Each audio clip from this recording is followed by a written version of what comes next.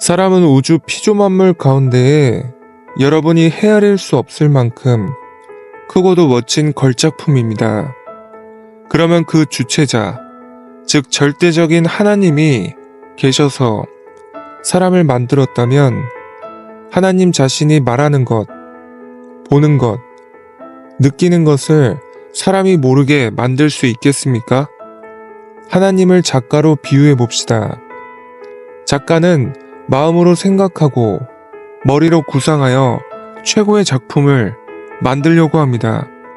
하나밖에 없는 최고의 작품을 만들고 구상해서 만든 작품이 그야말로 하나밖에 없는 작품이 되게 될 때는 무한히 기쁜 것입니다.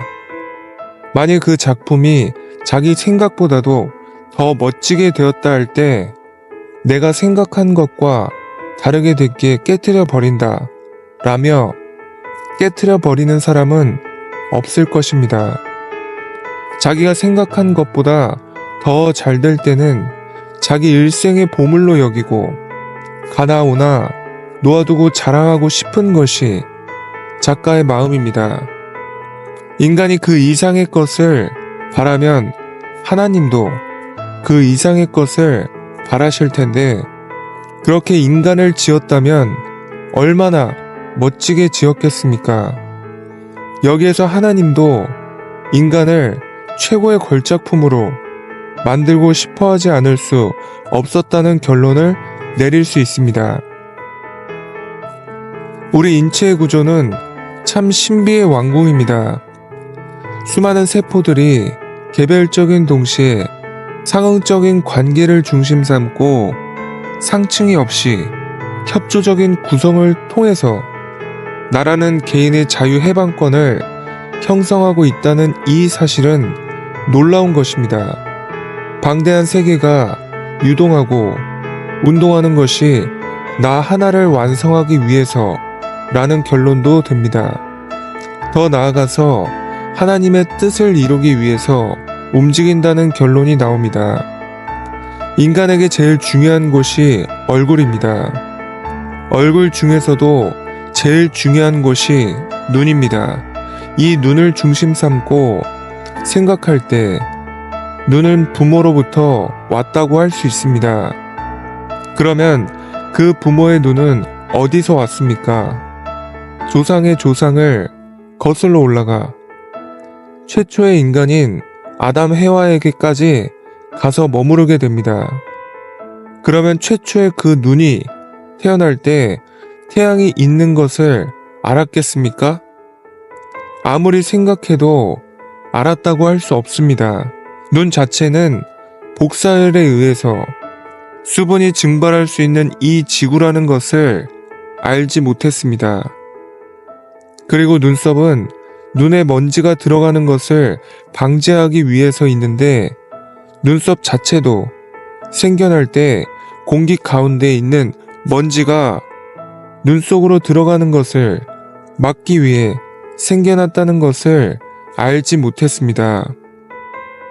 이와 같이 눈은 무궁무진한 신비의 궁이 되어 있다는 사실을 생각하게 될 때 눈 자체가 생겨나기 전에 이미 태양이 있고 공기 중에 먼지가 있으며 수분이 증발하고 있다는 것을 확실히 알고 여기에 맞게끔 탄생시킨 존재가 있었다는 것을 알 수 있습니다.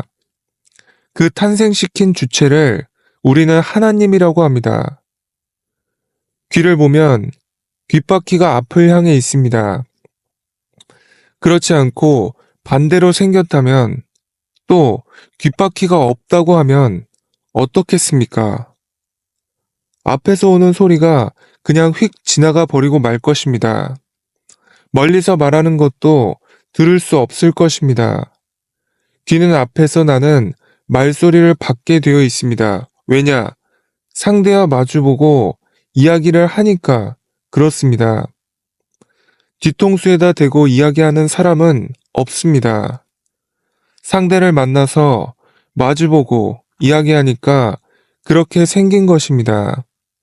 귓바퀴가 앞을 향해 있게 된 것은 앞에서 오는 소리를 듣게 되어 있다는 것을 먼저 귀가 생기기 전부터 알았다는 것입니다.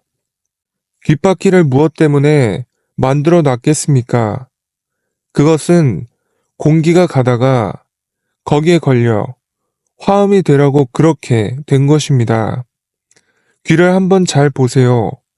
큰 바퀴가 있고 작은 바퀴가 있어서 소리를 잘 거릅니다.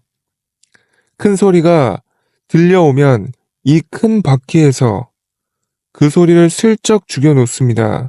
큰 소리가 그냥 그대로 귀에 들어가게 되면 충격을 받게 되니 큰 바퀴에서 소리를 한번 죽였다가 작은 바퀴로 들어가게 되어 있습니다. 그렇지 않으면 큰일 납니다. 귀는 몰랐지만 본래부터 알 수 있는 내용에 동기가 그렇게 되어 있기 때문에 그렇게 생겨난 것입니다.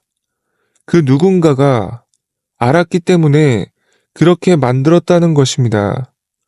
조물주인지 무엇인지 모르지만 그 무엇인가가 있다는 것입니다.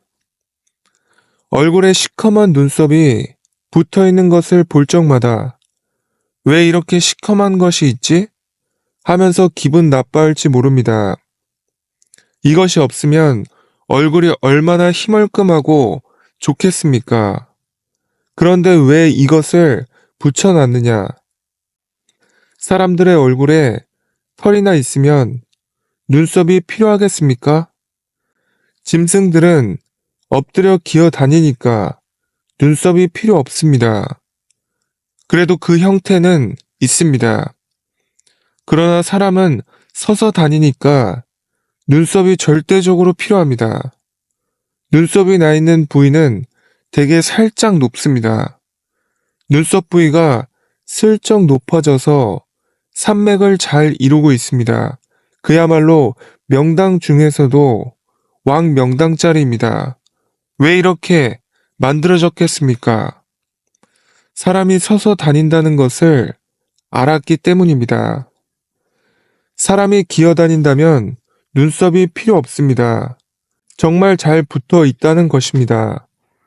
그리고 이 눈썹이 한쪽 방향으로 나 있습니다. 왜 이렇겠습니까? 비가 와서 물이 흐를 때 한쪽으로 흘러보내기 위해서입니다. 눈썹이 한쪽 방향을 향해서 나 있고 살짝 옆쪽으로 돌아가게 되어 있기 때문에 물이 흘러내릴 때 영락없이 아래로 흘러내리는 것입니다. 만일 눈썹이 없으면 어떻게 되겠습니까? 땀이나 빗물이 눈으로 다 들어가게 됩니다. 그렇게 되면 눈이 쓰려서 어떻게 살겠습니까? 못 산다는 것입니다. 눈을 가만히 보면 눈썹도 미덥지 못해서 또 눈꺼풀로 둘러 놓았습니다. 눈꺼풀로 둘러 눈을 보호하게끔 해놨습니다. 눈물은 움푹한 곳을 통해서 옆으로 흘러내려가게 되어 있습니다. 안전보장이 되어 있다는 것입니다. 누가 설계를 했는지 모르지만 몇 천년, 몇만 년 연구해서 만들었을 것입니다.